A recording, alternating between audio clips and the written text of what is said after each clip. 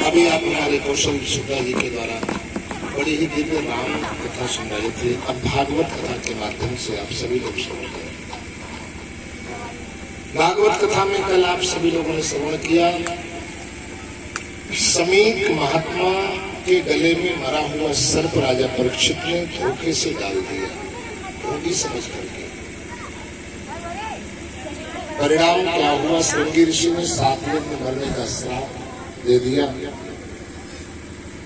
और जैसे ही पता चला है, समीक ऋषि ने श्रृंगी ऋषि को भेज करके राजा परीक्षित को अवगत करवाया।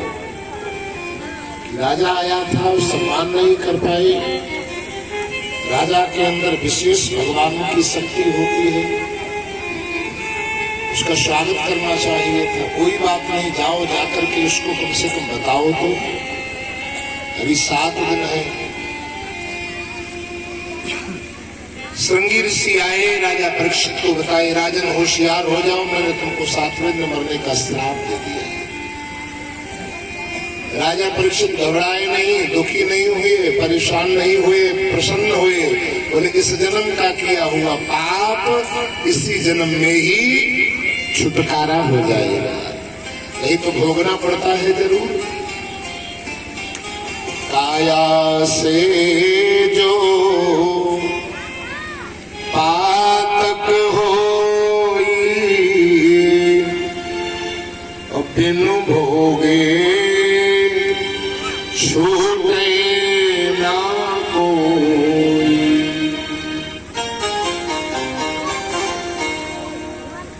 कुछ लोग पुण्य इसलिए करते हैं कि यार पुण्य कर ले तो पाप नष्ट हो जाएंगे, ऐसा दिमाग से निकाल देना चाहिए। काया से जो पातक होई बिन भोगे छूटे ना कोई।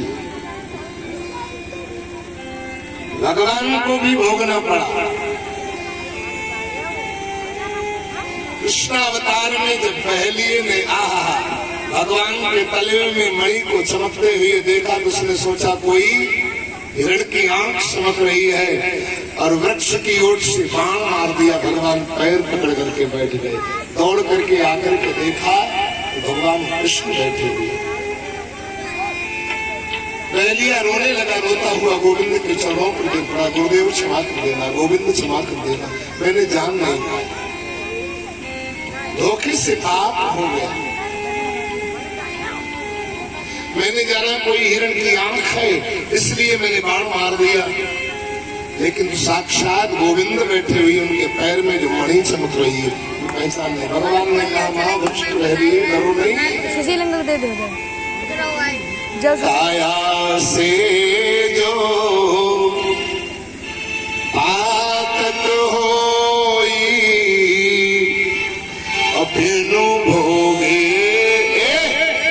बिनु भोगे छूटे ना कोई। भगवान ने कहा चाहे इंसान हो और चाहे भगवान हो, काया से जो पाप होता है उसको भोगना ही पड़ता है। त्रेता में जब मैं राम था, तुम बाली थे, तुमको मैंने वृक्ष की ओट से मारा। आज वही तुमने द्वापर में वृक्ष की ओट से मार करके हमारा बदला चुकाया है, अपना बदला चुकाया है। बाबा भीष्म पितामह को 100 जन्मों के बाद बाणों की सैया पर पड़ा हुआ लेटने वाला परिणाम भोगना पड़ा।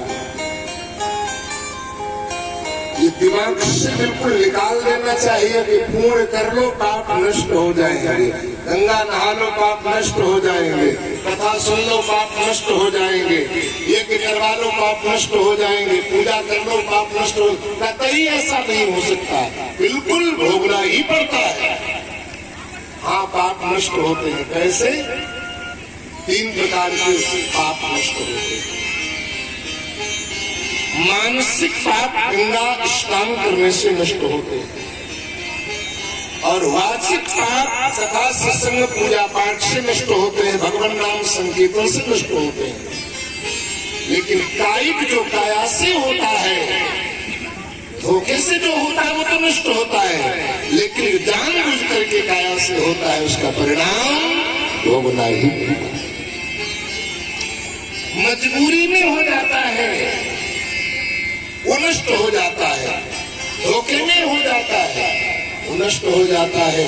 लेकिन जो जान भैया आराम से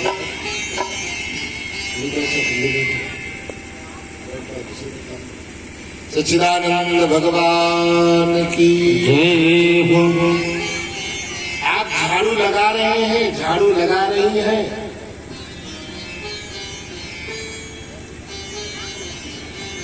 झाड़ू की बात याद आ गई। आज हमारे बबलू डॉक्टर साहब साथ बैठे हैं। आज बबलू डॉक्टर साहब ने झाड़ू लगाई है, कल मानसिंह ने झाड़ू लगाई थी, परसों और किसी ने झाड़ू लगाई थी।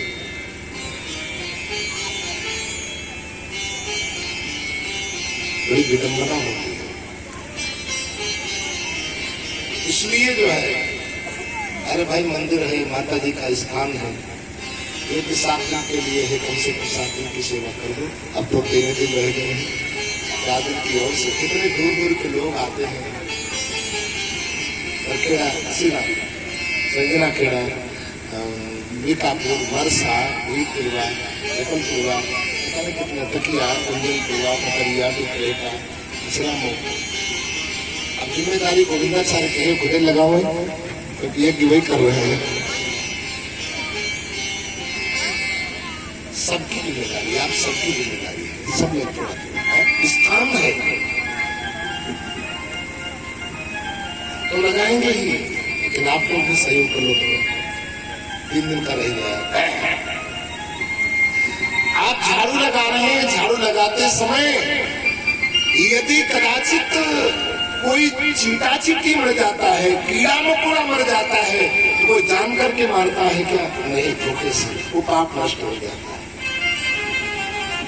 घर में पोछा लगाते हैं, पोछा लगाते समय कोई कीड़ा मकोड़ा यदि मर जाता है, कोई नहीं चाहता कि मर जाए, फिर भी मर जाता है, वो अंजाम का पाप है। लकड़ी से भोजन बनाते हैं, लकड़ी में कीड़े मकोड़े जल जाते हैं, वो अंजाम के, मजबूरी के पाप है, वो पाप नष्ट हो जाते हैं। मन में कोई पाप आता है, कहीं जा रहे हैं, बैठे हैं कथा में, कहीं जा रहे सफर में, तन से नहीं, लेकिन मन में यदि कोई पाप आ गया है वो नष्ट हो जाता है। लेकिन जानबूझ करके और इस शरीर से जो पाप किया जाए वो कभी नष्ट नहीं होता, उसको भोगना ही पड़ता है। स्वामी रामसुदास जी महाराज ने लिखा है, ध्यान देना, स्वामी रामसुदास जी महाराज ने लिखा है कि यदि कोई गुरुमंत्र ले और गुरुमंत्र लेकर के 14 करोड़ मंत्रों का जप यदि कर ले तो शायद उसका शारीरिक नाश भी नष्ट हो जाता है। लेकिन 14 करोड़ मंत्र जपना मुश्किल है, हम लोग नहीं जप पाएंगे तो आम लोग कैसे, साधारण लोग कैसे? 14 करोड़ मंत्र अनवरत यदि चलता रहे और जब तक जीवन है तब पूरा हो पाएगा, नहीं तो पूरे नहीं हो पाएगा। ऐसा कौन कर सकता है? मुश्किल से। पहली बात तो मंत्र, अरे अभी क्या पढ़ाएंगे तो देखा जाएगा, जरूरी थोड़ी है, बहुत जरूरी है। घड़ा लबालब भरा हो और एक उसमें छेद हो, धीरे धीरे धीरे धीरे करके वो अमृत निकल जाता है। ऐसे ही सत्कर्म, धर्म, दान, पुण्य जो किया जाए, मंत्र रूपी क्षेत्र यदि बाकी है तो धीरे धीरे वो बहता रहता है, धीरे धीरे बहता रहता है, धीरे धीरे बहता रहता है। इसलिए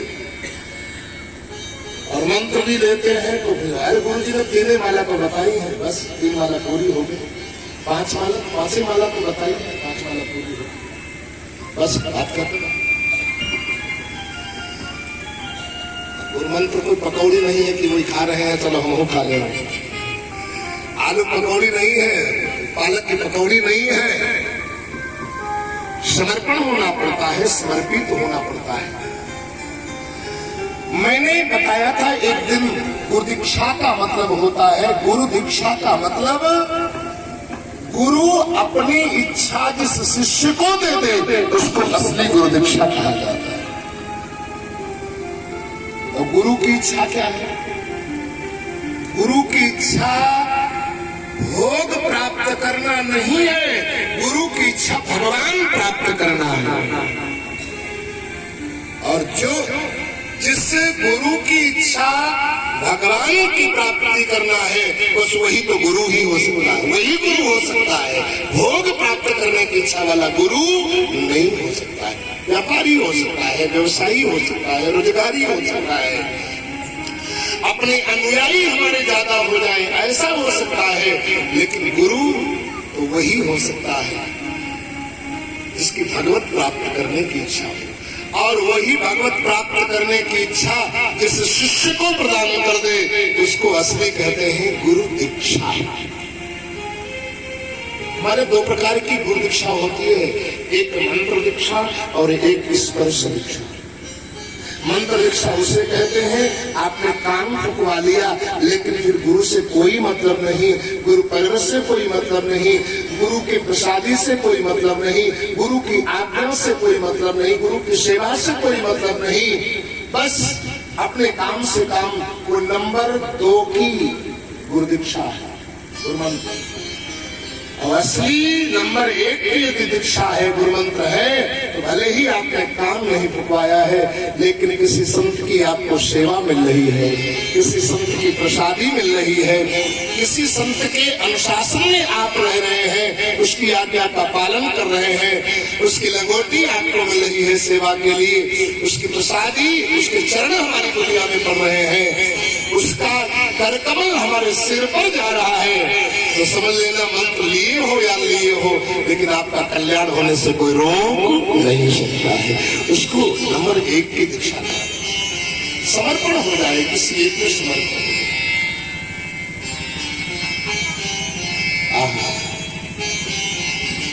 किसी एक में समर्पण हो जाए। और गुरु भक्ति किसे कहते हैं? गुरु भक्ति वो गुरु भक्ति होती है, भगवान में एक बार कमी निकल सकती है लेकिन हमारे गुरु में कमी नहीं निकल सकती। भगवान के द्वारा गलती हो सकती है लेकिन गुरु के द्वारा गलती नहीं हो सकती। और यदि गुरु गलती करता है तो गुरु हो नहीं सकता। राम कथा में आपने पढ़ा होगा, रामायण में, जिसमें भगवान भोलेनाथ माता पार्वती को भगवान के अवतार की कथा सुनाने लगे। हरि अवतार ये तो यही हो ही है। तो जब नारद जी का बताया, नारद श्राप दीन एक बारा, एक तलप ते ही लगी अवतारा, तो गिरजा चकित भई सुनवानी। एकदम आश्चर्य, स्वामी जी क्या कह रहे हो? नारद कभी श्राप दे सकते? नारद तो मेरे गुरु हैं और गुरु की बुराई में कैसे सुन सकूं? गुरु के लिए आप गलत क्यों कह रहे हैं? बोले नहीं नहीं देवी, एक बार तुम्हारे गुरुदेव ने श्राप दे दिया। माता पार्वती क्या बोली? का अपराध रमापति की ना, तो कारण कवन श्राप मुनि दीना। माता पार्वती ने कहा बाबा नाराज मत होना, रमापति लक्ष्मीपति भगवान ने कोई गलती जरूर कर दी होगी। का अपराध, कोई अपराध किया होगा, इसीलिए हमारे गुरु ने उनको श्राप दे दिया होगा। और वैसे गुरु जी तो हमारे गुरु का एक सूल मोहि विसर्न खाऊ, गुरु कर कोमल सील स्वभाव। गुरु तो बड़ा सरल है, बड़ा सरल होते हैं, सरल होते। गुरु कभी अपराध नहीं कर सकते। भगवान ने जरूर कोई अपराध किया होगा, इसीलिए हमारे गुरुदेव ने श्राप दे दिया होगा। इसे गुरु भक्ति कहते हैं।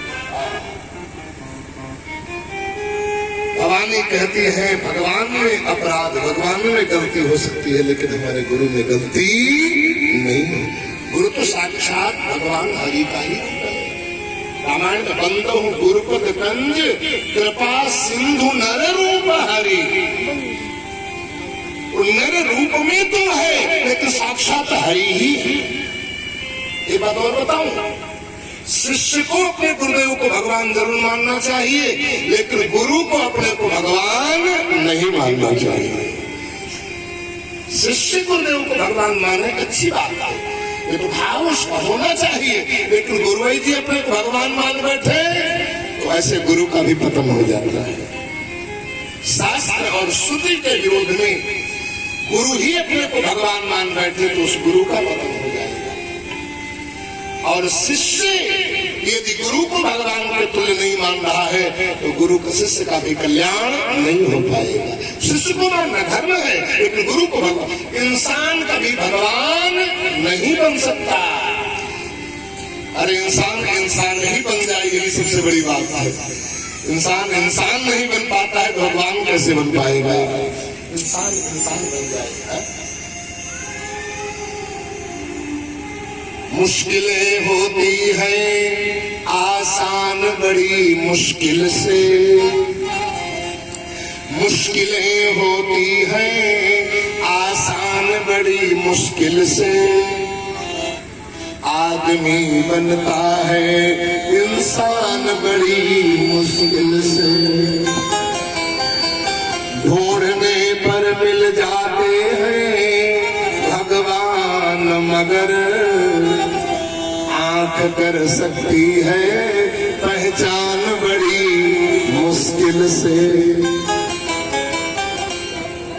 जगत को पहचानने की आंख जगदीश देता है और जगदीश को पहचानने की आंख सत्संग और सदगुरु देता है। उघर ही विमल विलोचन एके मिटहि दोष तब सूझे रामचरित मन माने। इसलिए दो प्रकार की दीक्षा है। गुरु समर्पण आप लोगों ने दृष्टांत सुना होगा। आहा